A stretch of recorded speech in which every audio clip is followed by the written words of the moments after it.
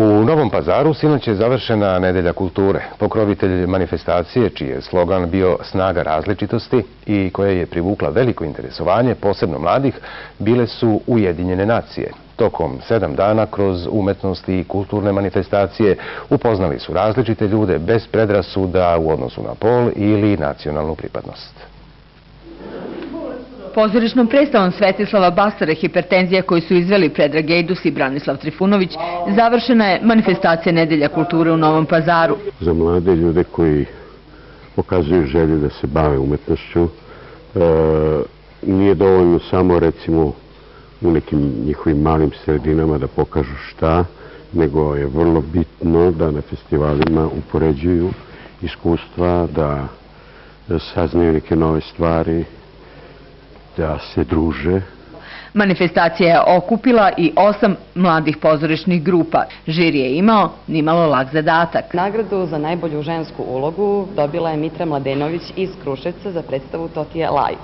Najbolju mušku ulogu dobio je Slobodan Stanković iz Pećinaca za ulogu Adolfa Hitlera. Najbolju predstavu dobila je predstava Muškačine iz Beograda i specijalnu nagradu po stručnom mišljenju žirija za istraživački rad u pozorištu pripala je Kragujevačkom pozorištu. Predstave je videlo oko 5000 posetilaca u proteklih 7 dana.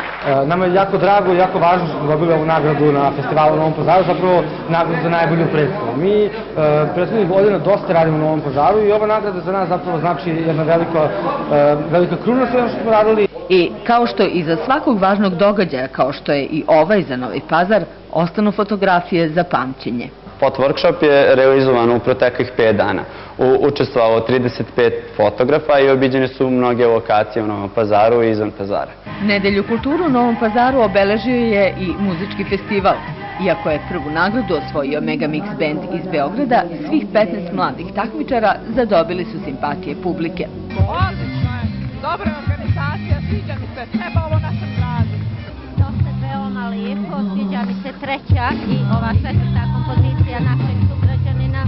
U revijalnom delu festivala domaći rock band sastav Bajaga instruktori oduševili su Novopazarce. Samo postojanje ovakve manifestacije govori o potrebama i ovog društva da te neke stvari koje za neke druge iz neke druge vizure nekako deluju kao problem, meni se čini da je upravo ta različitost koju imamo najveći potencijal koji ova zemlja ima i upravo je vjerojatno Novi Pazar najbolje mesto da se jedna ovakva manifestacija održi.